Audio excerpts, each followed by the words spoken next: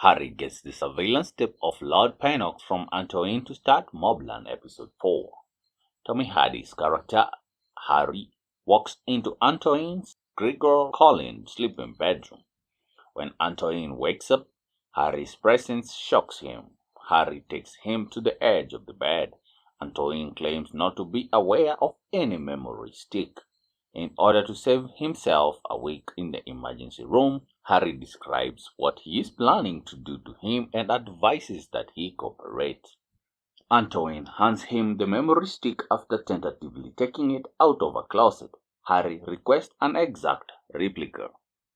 Antoine hands it to him after first denying its existence. He must avoid Bella Harrigan. Laura Power, Harry insists.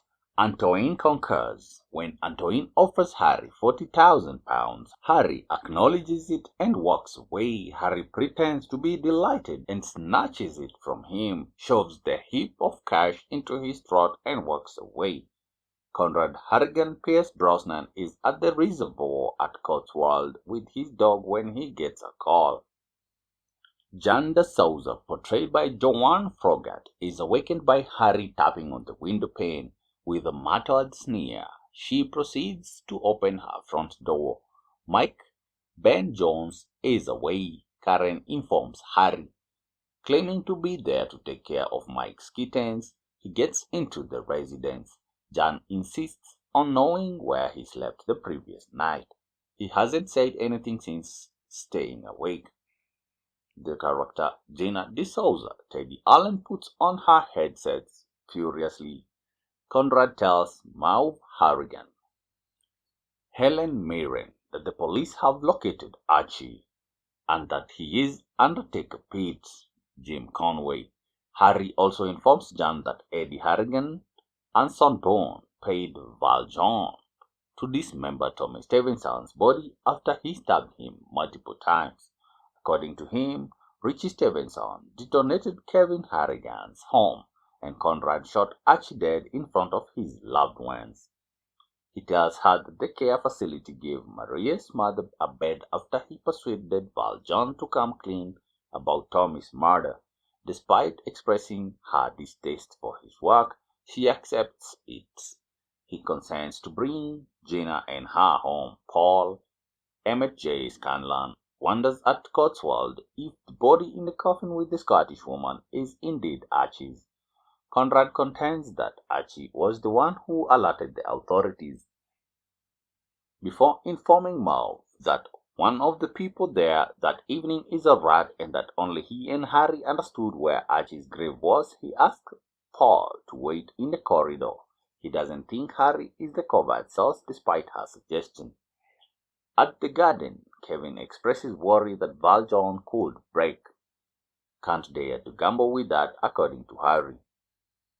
Zosia, Jasmine Jobson, is currently focusing on fixing her vehicle in a garage when Donnie Alex Fine shows up and says he has some fantastic news for Harry.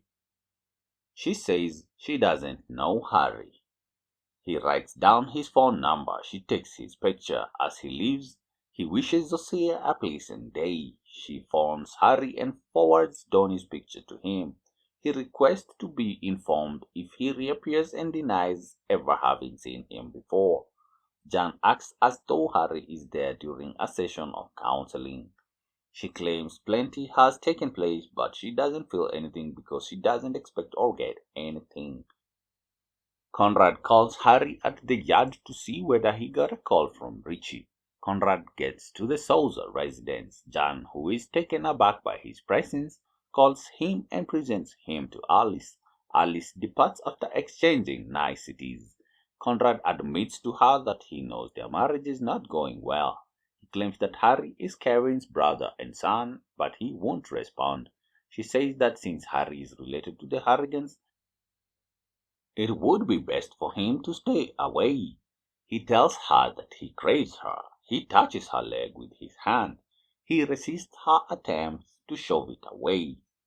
Richie calls Harry while he is driving down the motorway, instructing him to get at the monkey by nightfall by himself. Harry tells Kevin and Conrad. Eddie informs Mauve that he is not respected by Kevin and Harry at Cotswold.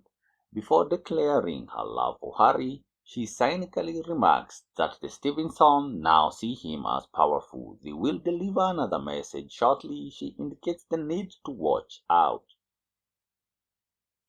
In another scene, Harry tells John that Conrad will learn everything she says in the counseling session.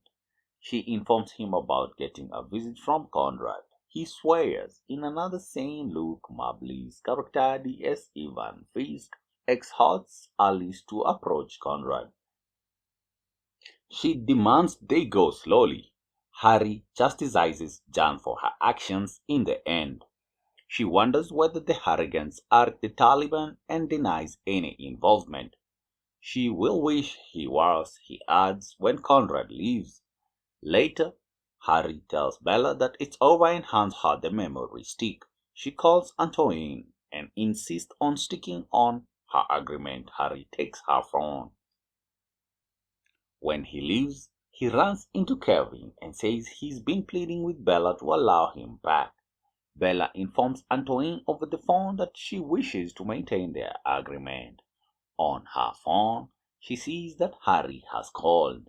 There is a knock on the door, but she ignores it.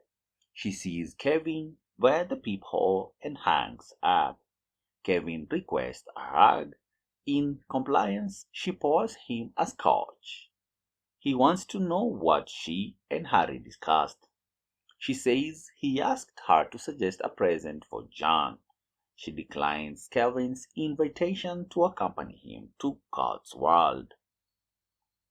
While Harry follows his instincts, Richie advises him to handle things with Valjean at the Monkey. Harry is given a rifle by Ollie Dunker, Arnold Ocean, who also displays a bruised and bleeding Valjean. Harry gives the rifle to Richie, relentlessly assaults Valjean with it and smashes a concrete block in the process. He requests the location of the restroom and demands that the mess be cleaned up.